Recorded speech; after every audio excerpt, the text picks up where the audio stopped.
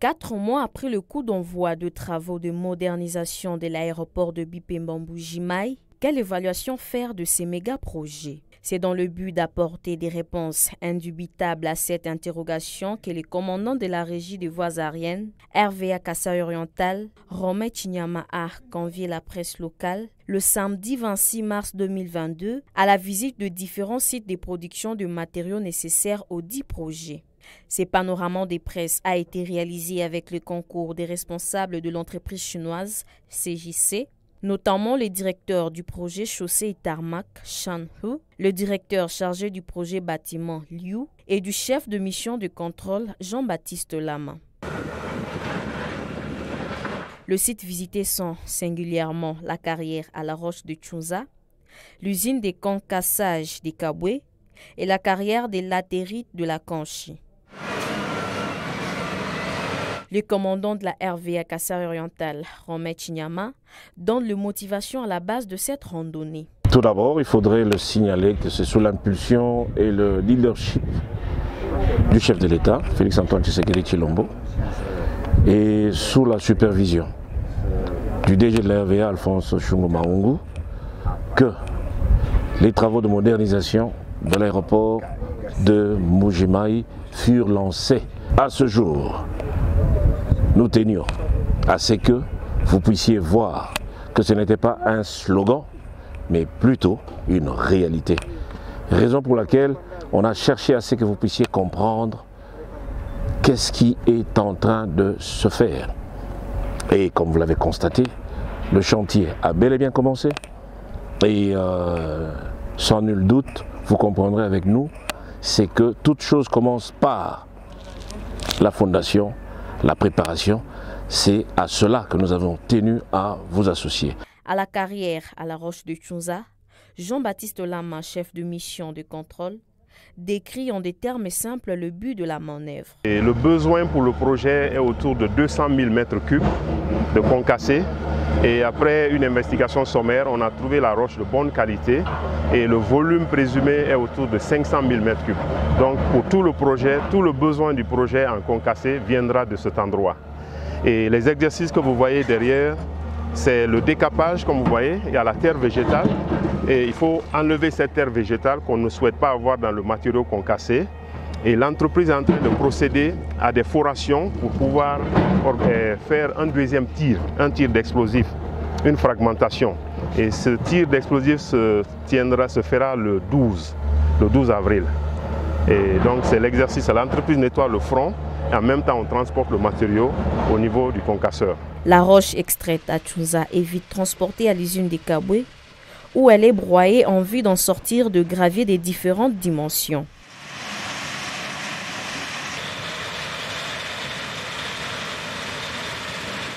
Pendant ce temps, la préparation du site du nouveau tarmac avance sans désemparer. De la terre tirée de la carrière de la Kanchi est journalièrement transportée à l'aide de gros camions bennes sur les sites. Nous sommes ici sur le site du nouveau tarmac et ce nouveau tarmac a comme dimension 250 mètres de long et 110 mètres de large.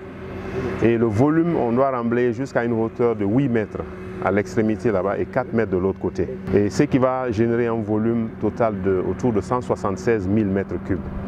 Et ce remblai, comme vous voyez, vient de l'empreinte de Kanchi que nous venons de visiter. On a aussi du déblai dans la zone de la bande de piste.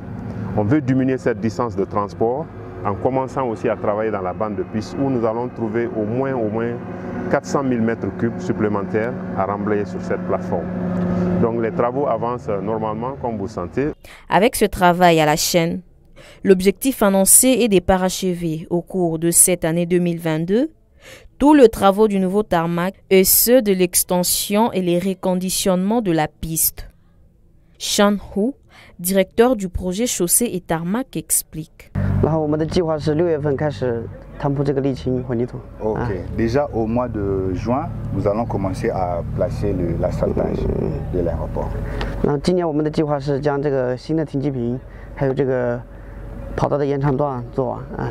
Alors cette année ici, nous nous sommes mis comme objectif de terminer ce nouveau tarmac et la piste.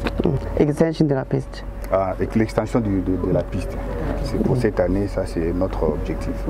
Liu, appelé Jean-Cy Gauthier en charge du projet bâtiment, indique que l'érection des bâtiments est pour bien assez tôt. 在我们的右边就是我们将来要给机场建设的服务设施、塔台和消防站。 À ma droite, c'est là où on va aménager la tour de contrôle, la nouvelle caserne anti-incendie et la centrale. 大家 electric 6层的高度建筑控制现场机场的航空管理。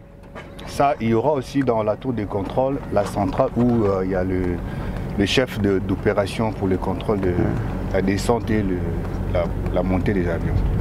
紧挨着塔台就是我们的消防站，对现场进行应急救援。 Il y aura aussi d'autres agents qui vont travailler dans la même tour. 然后再就是供电站。 Pour l'électricité aussi, ça la même pas. 它给整个机场的进行供电。 La centrale électrique pour tout l'aéroport. L'élément moteur de la base technique de l'entreprise chinoise CJC qui exécute le travaux se trouve être la centrale d'enrobage. Elle est en plein montage et réalisée aujourd'hui à 80%. Nous sommes actuellement au niveau de la base technique de l'entreprise et derrière nous, vous voyez la centrale d'enrobage qui est en phase de construction, qui est, disons, à 80% déjà achevée, la construction. Cette centrale va produire tout le mélange bitumineux, tout l'enrobé, que ce soit de la grave bitume ou du béton bitumineux, tout va être produit ici. Et naturellement, c'est sur la base des granulats que vous avez visité déjà à la carrière. Une partie est stockée déjà dans cette base, vous voyez. Et cette centrale produit 80 tonnes par heure. 80 tonnes par heure, elle a cette capacité-là. Et dans les conditions normales, à la date du 12 du mois prochain, 12 avril, nous allons tester la centrale. Elle va travailler en blanc, sans le bitume, parce qu'on n'a pas le bitume pour le tester. Donc le projet, comme vous voyez, les matériaux, les parties essentielles, c'est les installations, l'approvisionnement des matériaux clés, et avant que les travaux sur le terrain ne commencent. Comme vous le savez, on travaille dans une zone aéroportuaire pour nous rassurer que quand on commencera à travailler sur la piste, on va impacter, le temps d'impact va être court, il faut se rassurer que tous ces matériaux-là soient sur place. On rappelle, ce fut le 25 novembre 2021 que le travaux de modernisation de l'aéroport de Bipemba avait été officiellement lancé.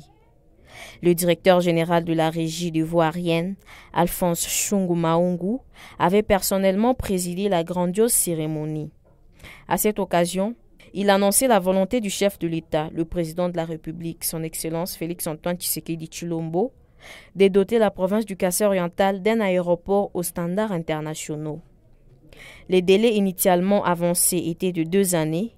Cependant, le technicien sur le terrain sont d'avis que c'est réalisable en environ 18 mois. À ce stade, CGIC, que vous voyez autour de nous, se charge du lot 1 qui est tarmac et chaussée. Chaussée, c'est-à-dire chaussée aéronautique qui est l'appellation de la piste d'atterrissage et décollage. Et lot 2 se chargera de la construction de la tour de contrôle centrale électrique et de la caserne anti-incendie. Mais il n'y a pas que ça. Au-delà, c'est que quand vous voyez cette clôture-là, au-delà, nous placerons ce qu'on appelle un champ solaire qui sera constitué d'environ 842 panneaux solaires qui généreront une, n'est-ce pas, énergie autonome pour l'aéroport.